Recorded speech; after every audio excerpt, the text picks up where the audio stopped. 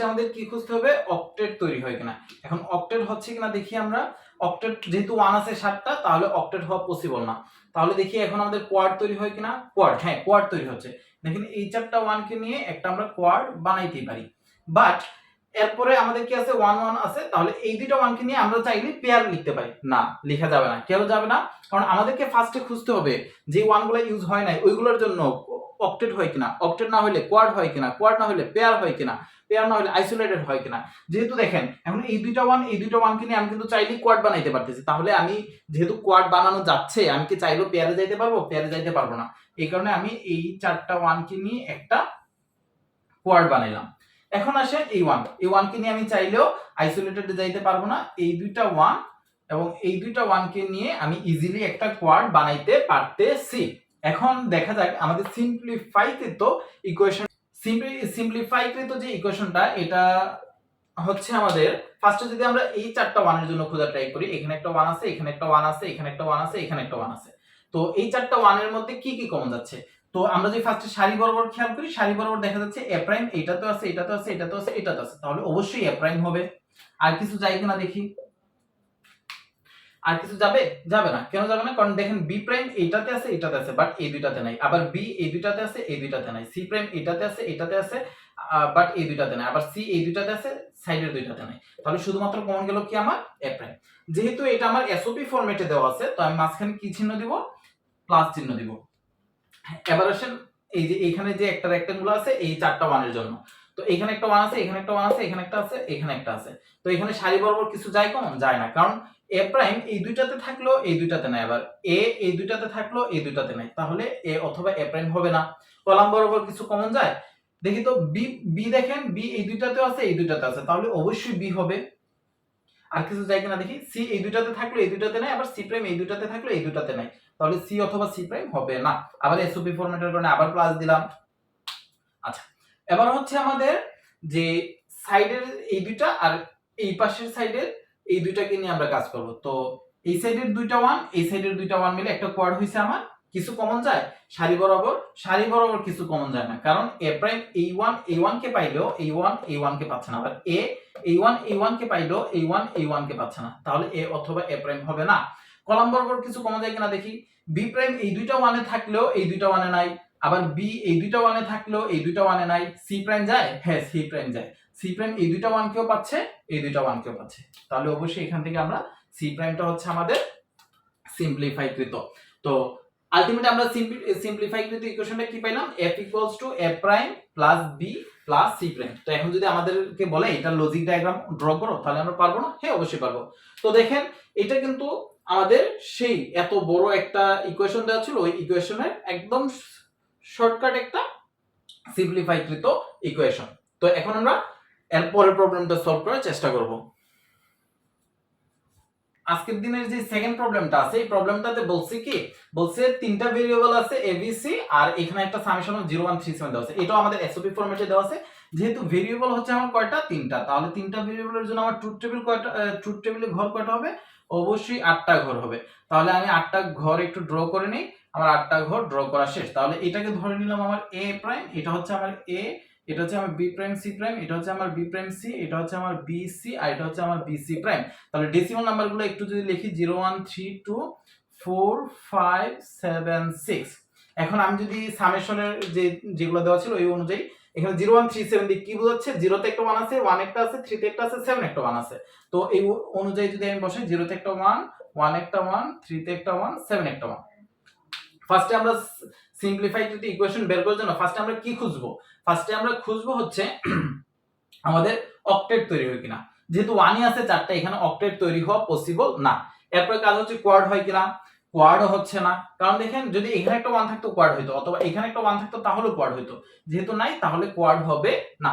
এবার দেখি আমাদের কি হয় কিনা, এটা কি বলে পেয়ার হয় কিনা। তাহলে হ্যাঁ পেয়ার পসিবল। দেখেন এই দুইটা 1 কে নিয়ে একটা পেয়ার হচ্ছে, আবার এই দুইটা 1 কে নিয়েও একটা পেয়ার হচ্ছে। ওকে, এবার দেখা যাক আমাদের সিম্পলিফাইকৃত ইকুয়েশনটা কি আসে।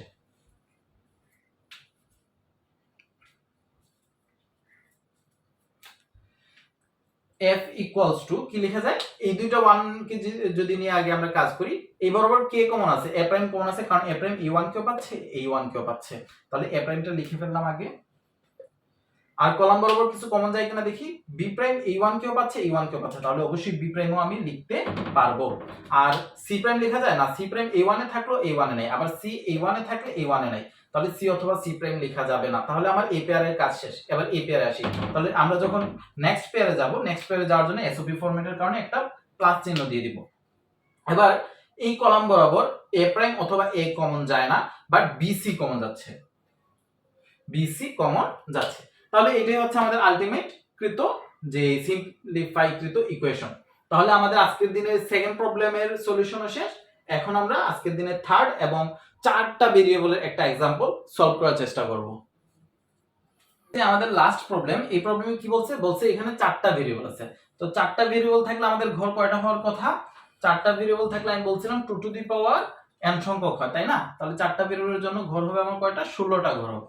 তাহলে আমি যদি 16টা ঘর একটু ড্র করি, আমি চারটা রো নিলাম, চারটা কলাম নিব সেম ভাবে।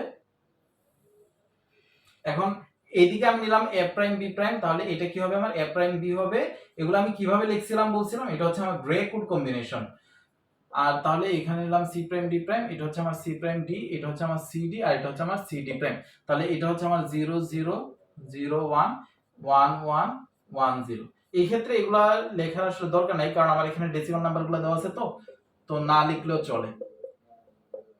আচ্ছা, এখন দেখেন তো ডেসিমালের ক্ষেত্রে 16টা ঘরের জন্য আমার ডেসিমাল নাম্বারগুলো কি ছিল, এটা ছিল 0 1 3 2 4 5 7 6 8 9 11 10।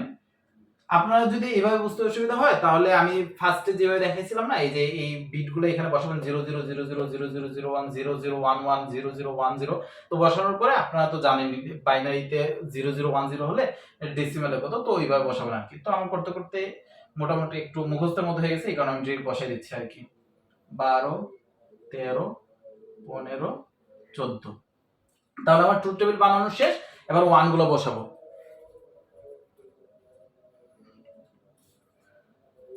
আচ্ছা, ওয়ান গুলো আমি কোথায় বসাবো, আমার বলছে 1 0 তে হবে, 1 হবে, 2 তে হবে, 7 8 9 10 12 14, এগুলাতে 1 হবে। তাহলে আমি 0 তে একটা 1 দিলাম, 1 একটা 1 দিলাম, 2 তে একটা 1 দিলাম, তারপর 7 একটা 1 হবে, 8 এ একটা 1 হবে, 9 এ একটা 1 হবে, 10 এ একটা 1 হবে, 12 এ একটা 1 হবে, 14 এ একটা 1 হবে।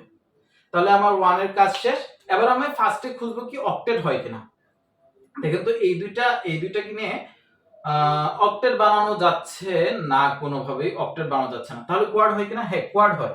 কোয়াড হয় আমাদের, দেখেন এই দুইটা 1 আর এই দুইটা 1 কে নিয়ে আমরা একটা ইজিলি কোয়াড বানাইতে পারতেছি। এই দুইটা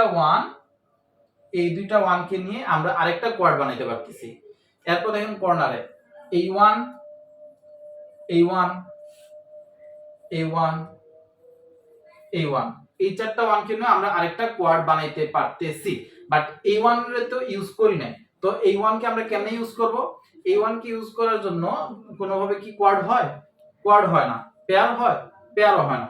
তাহলে আর কোনো উপায় নাই, এটাকে একমাত্র আমরা আইসোলেটেড এর মাধ্যমে সলভ করতে হবে। তাহলে এই হচ্ছে আমাদের ট্রুথ টেবিল।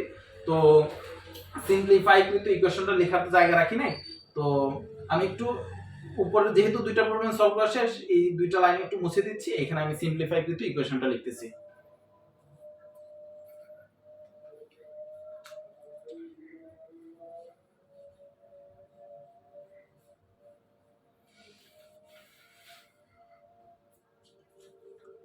তাহলে f ইকুয়ালস টু কি আসে দেখি, f ইকুয়ালস টু ফার্স্টে যদি আমরা এই দুইটা 1 আর এই দুইটা 1 কে নিয়ে ট্রাই করি, তাহলে সারি বরাবর কিছু কমন যায় কিনা দেখি। a প্রাইম b প্রাইম আছে, a প্রাইম এই দুইটা 1 কে পাচ্ছে, আবার এইখানে তো a প্রাইম নেই, তাহলে a প্রাইম হবে না। b প্রাইম দেখেন b প্রাইম এই দুইটা 1 কেও পাচ্ছে, এই দুইটা 1 কেও পাচ্ছে, তাহলে অবশ্যই b প্রাইম হবে। কলাম বরাবর কিছু কমন যায় কিনা দেখি। c প্রাইম এই দুইটা 1 কে পাচ্ছে, এই দুইটা 1 কে পাচ্ছে, তাহলে অবশ্যই c প্রাইম হবে, c প্রাইম হবে। d প্রাইম হয় কিনা দেখি, d প্রাইম এই 1 কে পাচ্ছে, এই 1 কে পাচ্ছে, বাট এই 1 কে পাচ্ছে না, এই 1 কে পাচ্ছে না। আবার d এই 1 কে পাচ্ছে, এই 1 কে পাচ্ছে, এই 1 কে পাচ্ছে না, এই 1 কেও পাচ্ছে না, তাহলে d প্রাইম d ও হবে না। তাহলে বি প্রাইম সি প্রাইমের কাজ শেষ, এসওপি ফরম্যাটের কারণে আমি একটা প্লাস চিহ্ন দিয়ে দিলাম। তাহলে আমরা এই দুইটা 1 এবং এই দুইটা 1 থেকে কি পাইলাম, বি প্রাইম সি প্রাইম পাইলাম এবং এসওপি ফরম্যাটের কারণে এখানে একটা প্লাস চিহ্ন দিলাম। এবার যদি আমরা এই দুইটা 1 এবং এই দুইটা 1 কে নিয়ে যদি কাজ করি, এই দুইটা 1 এই দুইটা 1 কে নিয়ে কাজ করলে দেখি তো কি আসে। এই দুইটা 1 এর মধ্যে কমন কি যাচ্ছে দেখেন তো, এই যে এই সারি, আগে যদি আমরা সারি দেখি, এই সারি বরাবর এ বি কমন আছে, এ কমন আছে, ঠিক আছে, এ 1 কেও পাচ্ছে, এ 1 কেও পাচ্ছে, আবার এ 1 কেও পাচ্ছে, এ 1 কেও পাচ্ছে, তাহলে আমি অবশ্যই এ লিখতে পারতেছি। এবার দেখি তো বি যায় কিনা, বি এ 1 কে পাচ্ছে, এ 1 কে পাচ্ছে, বাট বি এখানেও নাই এখানেও নাই। বি প্রাইম এ 1 কে পাচ্ছে, এ 1 কে পাচ্ছে, বাট এটাকে পাচ্ছে না এটাকে পাচ্ছে না, তাহলে বি এবং বি প্রাইম কোনোটাই হবে না। আর কলাম বরাবর কি যায় দেখি তো, কলাম বরাবর এই 1 এ সি প্রাইম আছে, এই 1 এও সি প্রাইম আছে, বাট এই 1 এ সি প্রাইম নাই, এই 1 এও সি প্রাইম নাই। ডি প্রাইম আছে কিনা দেখি, ডি প্রাইম এ 1 এ আছে, এ 1 এ আছে, ডি প্রাইম এ 1 এ আছে, এ 1 এও আছে, তাহলে এখানে একটা ডি প্রাইম হবে, ডি প্রাইম হবে, ঠিক আছে। তাহলে আবার এসওপি ফরম্যাটের কারণে আবার প্লাস দিলাম। আমাদের আরেকটা কোয়াড আছে, a1 a1 a1 a1, এই চারটা 1 কে মিলে আরেকটা কোয়াড হয়। তাহলে দেখি এখানে কি কমন যায়, এই সারি বরাবর এ প্রাইম এটাতে আছে, এটাতে আছে, এ প্রাইম কি এখানে আছে, এখানে কিন্তু এ প্রাইম নাই, এখানে এ প্রাইম নেই, তাহলে এ প্রাইম হবে না। বি প্রাইম এটাতে আছে, এটাতে আছে, বি প্রাইম এটাতেও আছে, এটাতেও আছে, তাহলে অবশ্যই বি প্রাইম হবে, তাহলে অবশ্যই কি হবে, বি প্রাইম হবে, কি হবে, বি প্রাইম হবে। আর দেখি তো কলাম বরাবর কি যায়, কলাম বরাবর সি প্রাইম এখানে আছে, এখানে আছে, সি প্রাইম এখানেও নাই এখানেও নাই, ডি প্রাইম এটাতে আছে, এটাতে আছে, ডি প্রাইম এটাতেও আছে, এটাতে আছে, তাহলে ডি প্রাইমও হবে। আবার এসওপি ফরম্যাটের কারণে আবার প্লাস দিলাম। তো এবার যেহেতু আমার এখানে আর কোনো কোয়াড হচ্ছে না, অক্টেট হচ্ছে না, পেয়ার হচ্ছে না, এই 1 এর জন্য আমরা জাস্ট আইসোলেটেড যে টার্মটা আসে ওই মিন টার্মটা আমরা লিখে ফেলবো। তাহলে এই 1 কি আছে, এ প্রাইম বি কমন আছে, এ প্রাইম বি সি ডি, এ প্রাইম বি সি ডি। তাহলে এটাই হচ্ছে মূলত পক্ষে আমাদের যে সলিউশন, ওই সলিউশন সিম্পলিফাইকৃত ইকুয়েশন। তো f ইকুয়ালস টু কি পাইলাম আমরা, f equals to b prime c prime plus a d prime plus b prime d prime plus a prime b c d। তো আজকে আমরা তিনটা एग्जांपल দেখছি, দুইটা ছিল আমাদের 3 ভেরিয়েবলের, আরেকটা ছিল আমাদের 4 ভেরিয়েবলের। তো ইনশাআল্লাহ আমরা নেক্সট ভিডিওতে 5 ভেরিয়েবলের একটা एग्जांपल দেখার চেষ্টা করব। ধন্যবাদ।